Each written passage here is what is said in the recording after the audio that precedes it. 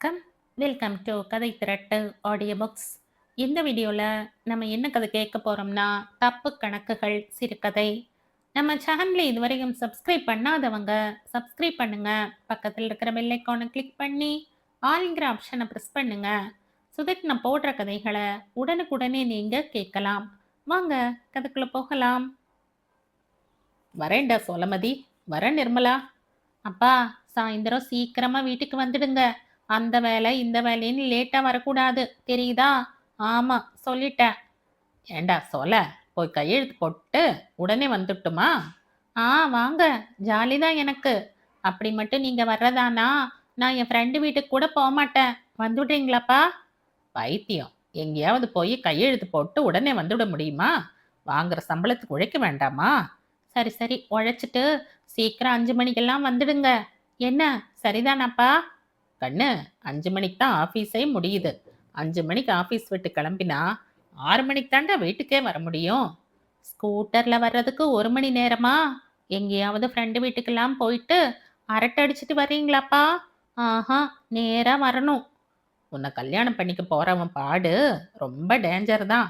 5 நிமிஷம் லேட்டா வந்தான்னா போடுடா தோப்புக்கரணம்னு சொல்வ தாயி. அவனும் போடுவான்ப்பா. அட, அவ்வளவு நம்பிக்கையா சொல்றத பார்த்தா ஆளை செலக்ட் பண்ணிட்ட போல இருக்குது. யாருடா சோலமதி? போங்கப்பா, நீங்க ஒண்ணு வேடிக்கைக்கு சொன்னா. சரிடா, வரட்டுமா? அந்த ஹெல்மெட்டை எடு. சோலைமதி கொண்டு வந்து கொடுத்தாள். வரேன் கண்ணு. நிர்மலா, வரேன். டாட்டாப்பா. டாட்டா கண்ணு, வரேன் நிர்மலா. நிர்மலா தலையை ஆட்டிவிட்டு உள்ளே போனாள். சோலைமதி வாசலிலேயே நின்று கொண்டிருந்தாள். அப்பா கம்பீரமாக ஸ்கூட்டரை ஸ்டார்ட் செய்து கொண்டே இவளை பார்த்து பாசம் பொங்க கையை ஆட்டிவிட்டு ஓட்டி சென்றார். என்ன அழகு, என்ன கம்பீரம்! காதோர நரை கூட அவர் கம்பீரத்துக்கு கனம் சேர்க்கிறதே தவிர அழகை குறைக்கவில்லையே. அப்பா தேர்ந்தெடுத்து ஆடைகள் அணிவார். கவனமாக ஷூக்களுக்கு பாலிஷ் ஏற்றுவார். 2 நாட்களுக்கு ஒரு முறை சாக்ஸை தோய்த்து உலர்த்தி சுத்தமாக அணிவார். அவர் விஷயங்கள் எல்லாமே ஒரு நியதிக்கு உட்பட்டு இயங்குவதாக தோன்றும். அதில் அழகும் மென்மையும் நிதானமும் இருக்கும். பத்திரிகையை படித்துவிட்டு வீசிவிட்டு போக மாட்டார். மடித்து ஷெல்ஃபில் வைப்பார். சட்டையை ஹேங்கரில் தான் மாட்டுவார். உடம்பு துடைத்து கொள்ளும் துண்டை கூட ஏறுமாறாக இல்லாமல் ஒழுங்காக குடியில் போட்டு இழுத்து விடுவார். காஃபி குடித்த டம்ளரை கூட கழுவுகிற இடத்தில் கொண்டு போய் வைத்து விட்டுத்தான் வந்து உட்கார்வார். அப்பா வீட்டில் அணிகிற லுங்கி சட்டை கூட படு சுத்தமாக இருக்கும். அப்பா போல யாரால் இப்படி இருக்க முடியும்? சொல்லப்போனால் அவளின் முதல் ஃப்ரெண்டே அப்பாதான்.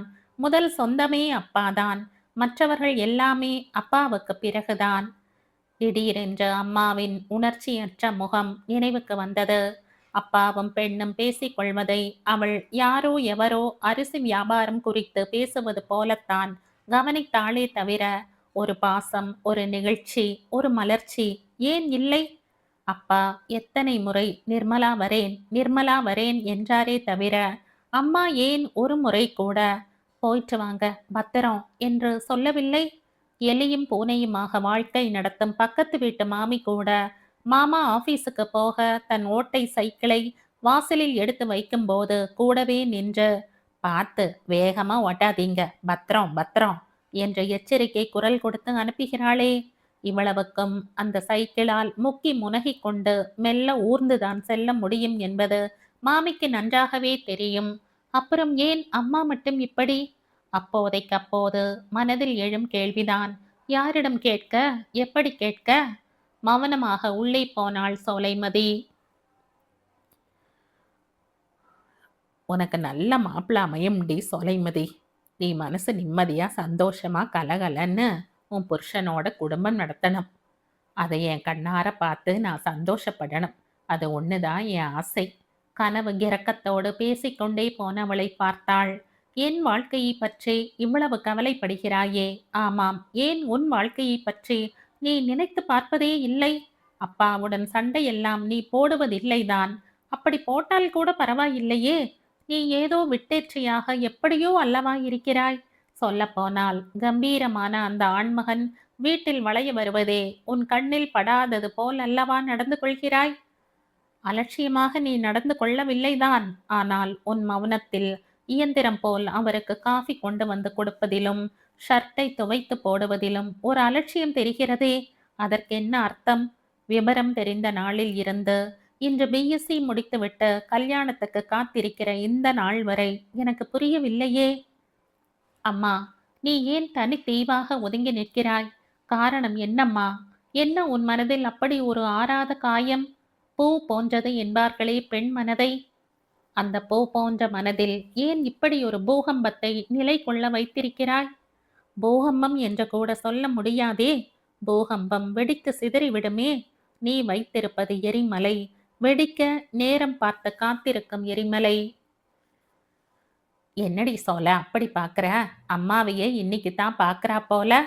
அம்மா சிரித்தாள். ஒரு கூடை பன்னீர் பூக்களை சோலைமதியின் தலையில் கொட்டியது போல் இருந்தது. ஓ, உனக்கு இவ்வளவு அழகாக சிரிக்க கூட தெரியுமா? ஆனால் இந்த சிரிப்பை உன் புருஷன் முன்னால் ஒரு நாள் கூட நீ உதிர்த்தது இல்லையே. அது ஏன் அம்மா? கேட்கலாமா? வேண்டாம். ஒருவேளை ஆத்திரப்படலாம், இல்லையேல் அழத் தொடங்கலாம். சோலைமதிக்கு சங்கடமாக இருந்தது. என்ன மாதிரி மாப்பிள்ளை வேணும்னு நினைக்கிற சோலமதி? எப்படிப்பட்ட மாப்பிள்ளை தெரியுமாமா? என் மேல உசிரியே வச்சிருக்கணும். தொட்டதுக்கெல்லாம் கோபப்படக்கூடாது. மனசை புரிஞ்சுக்க அவனுக்கு தெரியணும். மென்மையா நடந்துக்கணும். சுருக்கமா சொல்றதுனா அப்பா மாதிரி இருக்கணும். அம்மா முகத்தில் மின் வெட்டும் நேரத்தில் வர்ண ஜாலங்கள், என்னென்னவோ உணர்ச்சிகள் அவள் முகத்தில் முகாமிட்டு கன நேரத்தில் கலைந்தும் போயின. சில நொடிகளிலேயே தன்னை சுதாரித்து கொண்ட அம்மா வேலை இருப்பது போல் எழுந்து உள்ளே போய்விட்டாள். அவள் கண்களில் கலக்கத்தின் மிச்சம் இருந்தது. வெளியே கொட்டிவிட துடித்த தண்ணீர் கடலை அப்படியே உள்வாங்கிக் கொண்டதில் ஒரு அவசரம் தெரிந்தது. சோலைமதி சலிப்புடன் எழுந்து தன் தோழிக்கு போன் செய்ய போனாள். சோலைமதிக்கு அதிர்ச்சியாக இருந்தது. தலை நிரம்ப இப்படி தணல் கங்குகளை வீசுவது யார்? அம்மாவா? அம்மாவா இப்படி சொல்கிறாள்? சோலைமதி, எப்பவுமே என் சுபாவம் கொஞ்சம் வித்தியாசமானதுதான். அதிர்ந்து பேச மாட்டேன். ஹாஹான்னு சிரிக்க மாட்டேன். ஓட்டம் கிடையாது. எப்பவுமே ஒரு நிதானம்தான். அந்த இயல்பு உங்க அப்பாவை பத்தின ஒரு விஷயம் தெரிஞ்சதும் இன்னும் அதிகமாயிட்டது. 20 வருஷமா உயிர் வாழணுமேங்கிறதுக்காக வாழறேன். நீ இருக்கையே, அதனால தான். முந்தானையால் முகம் புதைத்து அழுதாள். ஆமா சோல, அப்பாவோட ஃப்ரெண்டு தயானந்தம் இருக்காருல்ல, அவர் பொண்ணு கவிதா மேல இவருக்கு என்ன அக்கறை? ஓரிருமுறை கவிதாவை பார்த்திருக்கிறாள் விசேஷங்களில். அப்பா சாதாரணமாக பேசியது போலத்தான் இருந்தது. அம்மா சந்தேகப்படுகிறார் போல எதுவும் தோன்றவில்லையே. அவங்க அப்பா அம்மா இல்லையா? பொண்ணு படிப்புக்கு அவங்க பணம் கட்டிக்க மாட்டாங்களா? இவர் எனக்கு தெரிஞ்சே 2-3 முறை பணம் கட்டினாரு. அந்த பொண்ணு நல்லா திமிசு கட்ட மாதிரி இருந்துகிட்டு சின்ன குழந்தை மாதிரி இவரை அங்கிள் அங்கிள்னு கூப்பிடுறதும் கழுத்தை கட்டிக்கிட்டு கொஞ்சறதும். ஏமா, அந்த பொண்ணுக்கும் அப்பாவுக்குமா ஏதாவது இது இருக்கும்னு நினைக்கிற? அப்படி சொல்லல சோலை. அந்த பொண்ணே உங்க அப்பாவுக்கு பிறந்ததா இருக்குமோன்னு எனக்கு ஒரு சந்தேகம். இடி வந்து தாக்கியதைப் போல இருந்தது சோலைமதிக்கு. அப்பாவா? அவரா அப்படி செய்திருப்பார்? அம்மா சொல்வது உண்மையாக இருக்குமா? ஏதேனும் ஒழுங்கு நேர்மை என்றிருக்கும் அப்பாவால் இப்படி ஒழுங்கோ நேர்மையோ ஒழுக்கமோ கெட்ட வாழ்க்கை வாழ முடியுமா? அதுவும் அப்பா மாதிரியான கம்பீரமான ஒரு ஆண்மகனால் இப்படி ஒரு அசிங்கத்தை முதுகில் சுமந்து திரிய முடியுமா? நிச்சயம் இருக்காது.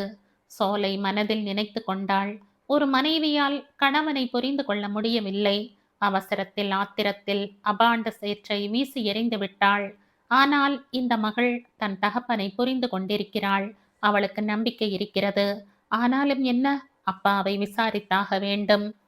20 வருஷங்களாக அம்மா நடைப்பிணமாய் உலவுகிற கொடுமைக்கு ஒரு முடிவு கட்ட வேண்டும். அவள் தன் புருஷனை காதல் கனிய பார்க்க வேண்டும். அக்கறையோடு அன்போடு உணவு பரிமாற வேண்டும். முக்கியமாக கண்ணிலே இருக்கிற கவலை ரேகைகள் காணாமல் போக வேண்டும். அம்மா, நான் நிச்சயம் நடத்தி காட்டுவேன். நீ வேண்டுமானால் பார். இப்படி ஒரு உறுதி எடுத்த பிறகுதான் சோலைமதிக்கு பகல் நேர பிரகாசம் கண்ணுக்கு தெரிந்தது. காய்கறிக்காரன் குரல் காதில் கேட்டது. ஜன்னல் வழியாக குருவி கத்துவது புரிந்தது. நின்று போய்விட்ட உலகம் இயங்கத் தொடங்கியது. எனக்கு உண்மை தெரிஞ்சாகணும். சோலைமதியை பார்த்தார். அவர் கண்களில் திகைப்பும் வியப்பும். நீயுமா என்கிற ஆற்றாமை எட்டி பார்த்தது. இல்லப்பா, எனக்கு உங்க மேல எள்ளத்தனை சந்தேகமும் இல்ல. அம்மா மனசுல அந்த உறுத்தல் ஏன் வந்ததுன்னு தெரிஞ்சுக்கத்தான் ஆசைப்படுறேன். சொல்லுங்கப்பா. பரிதாபமாக பார்த்தார்.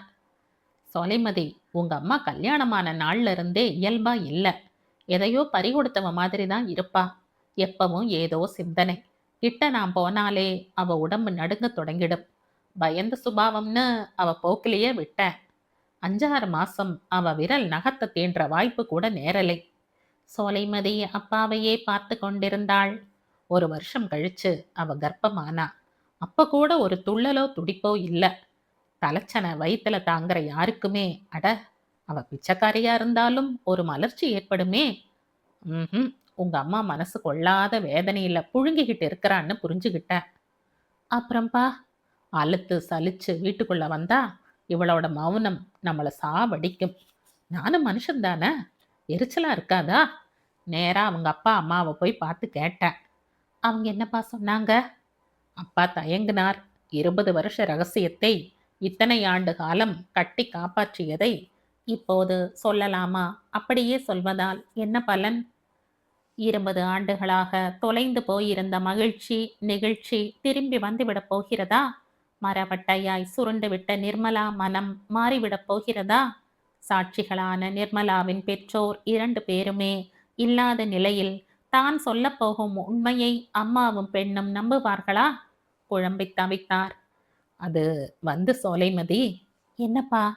எந்த விதமான தப்பும் பண்ணலை நான். நான் ஒழுக்கமானவ. அதை நீ நம்பணும். அதுல எனக்கு எந்த சந்தேகமும் இல்லப்பா. ஆனா உங்க மனசுல ஏதோ இருக்குது. அதை என்னன்னு என்கிட்ட சொல்லக்கூடாதா? ஏன்பா? அப்பாவின் நெற்றி சுருங்கியது. சொல்லி என்ன ஆகப் போகிறது? தோ இந்த அலை கடல் போல 20 ஆண்டுகளாக ஆர்ப்பரித்து கிடந்த மனசு இந்த நொடியில் நிச்சலனமாய் அமைதியாகிவிடப் போகிறதா என்ன? எந்த ரகசியமும் என்னோடு போகட்டும். அது வந்துமா, உங்க அம்மா சுபாவமே ஒரு மாதிரி. யாரோடையும் பழக மாட்டா. அது ஆணா இருந்தாலும் சரி, பொண்ணா இருந்தாலும் சரி. நான் கொஞ்சம் கலகலப்பா பழகவனா, தொட்டதுக்கெல்லாம் சந்தேகம். என் வாழ்க்கையை மட்டுமா, அவ வாழ்க்கையும் இல்ல நரகமா மாத்திக்கிட்டா. தன்னை சுத்தி ஒரு வளையம் போட்டுக்கிட்டு வெளியில வரவே மறுத்துட்டா. நான் என்ன பண்ண முடியும்? அவங்க அப்பா என்னவோ சொன்னார்னு சொன்னீங்களே. ஒரு விதமான மனவியாதி சின்ன வயசுலே இருந்தே அவளுக்கு இருந்ததுன்னும், கல்யாணம் ஆயிட்டா எல்லாம் சரியாயிடும்னு நினைச்சிட்டதாவும் அவங்க அப்பா அம்மா சொல்லி அழுதாங்க. மன்னிப்பு கேட்டாங்க. அவங்க கிட்ட நான் தெரிஞ்சுக்கிட்ட மாதிரியே காட்டிக்கலை. ஆனா எந்த டாக்டர் வீட்டுக்கும் நீங்க கூட்டிக்கிட்டு போய் வந்த மாதிரி ஞாபகம் இல்லையேப்பா. அது அப்ப நீ சின்ன குழந்தம்மா. டாக்டர் கிட்ட கூட்டிட்டு போய் ட்ரீட்மெண்ட் கொடுத்தேன். முதல்லயே கொஞ்ச நாள் வந்தா. அப்புறம் பிடிவாதமா முடியவே முடியாதுன்னுட்டா. நீங்க அம்மா கிட்ட நான் எந்த தப்பும் பண்ணலைம்மான்னு சொன்னா என்ன? இத்தனை வருஷமா சொல்லலையா என்ன? பிடிவாதமா ஒரே நிலையில நின்னுட்டா. அது கிடக்கட்டும். உனக்கு நல்ல இடம் பார்த்துக்கிட்டு இருக்கோம். அடுத்த வாரம் பொண்ணு பார்க்க வரேன்னாங்க. வர சொல்லலாமா? என்னை ஏன்பா கேட்குறீங்க? உங்க இஷ்டம். சரிம்மா, நீ மனசுல எந்த கவலையும் வச்சுக்காத. நீ போற இடத்துல நிம்மதியா மகிழ்ச்சியா உன் புருஷனோட நல்லா இருக்கணும்மா. கண்ணுக்கு நிறைவா அதை பார்த்து ரசிக்கணும். அது ஒண்ணுதாண்டா என் ஆசையே. கிளம்பலாமா? அம்மா பயப்பட போறா. ஒன்றாக பீச்சில் நடந்தாலும் அப்பா பெண்ணின் நினைவுகள் வேறு வேறாக இருந்தன. ம்ஹும், அப்பா எதையோ மறைக்கிறார். என்னவோ சொல்ல வந்தார். ஆனா சொல்லாம நிறுத்திக்கிட்டார். ம்ஹும், இத்தனை நாள் பார்த்த அப்பா இல்லை இவர். அந்த பொண்ணோட அம்மாவுக்கும் தனக்கும் ரகசிய உறவு இருக்குதுன்னு எந்த அப்பனால சொல்ல முடியும்? தாலி கட்டின பெண்டாட்டி ஏன் சும்மா சொல்ல போறாங்க? தன் வாழ்க்கையை தானேவா ஒரு பொம்பளை கெடுத்துப்பா? ம்ஹும், அம்மா பொய் சொல்லலை. இல்லைனா அப்பா ஏன் இந்த அளவுக்கு தடுமாறணும்? அப்பாவை பற்றி இத்தனை நாளும் பார்த்து பார்த்து உள்ள கிழியில் வரைந்திருந்த ஓவியம் மெல்ல மெல்ல வெளுக்க ஆரம்பித்தது. பாவம் அம்மா, அவ கஷ்டம் இத்தனை நாளும் எனக்கு தெரியாமலேயே போயிட்டதே. துரோகம் பண்ற புருஷனை எந்த பொம்பளையால தான் சகிச்சுக்க முடியும்?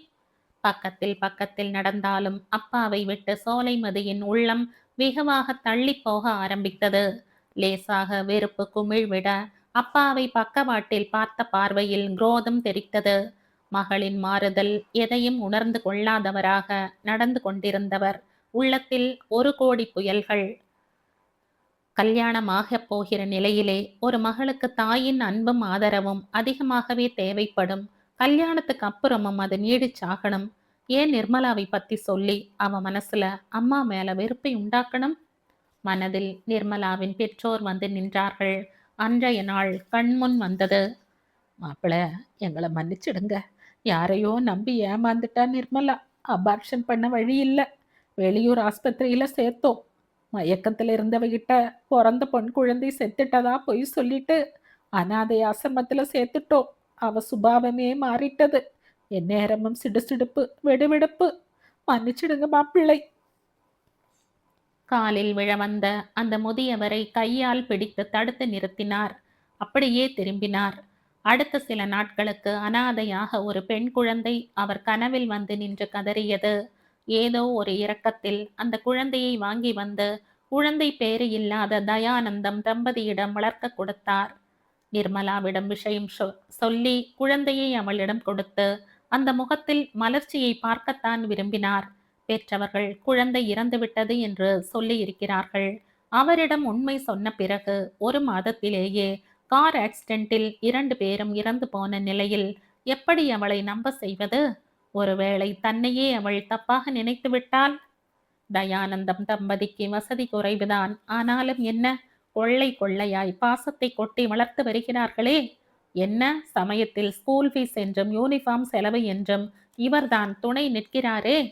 போகட்டும், தாயை பற்றிய கேவலத்தை மகளிடம் சொல்ல இருந்தேனே. அவள் தாயை பற்றி என்ன நினைப்பாள்? சரி சரி, அதுதான் சொல்லவில்லையே. என்றைக்கும் என் மீதுள்ள பாசம் அவளுக்கு மறையப் போவதில்லை. அதுவே போதும். காலத்துக்கும் துன்பத்தை நானே சுமந்துவிட்டு போகிறேன். அவலம் அவஸ்தை புதிதா என்ன? என் பெண்ணின் மாசு மறிவில்லாத அன்பு ஒன்று போதாதா எனக்கு? தப்பு கணக்கு போட்டவராய் அவர் நடக்க ஆரம்பித்தார்.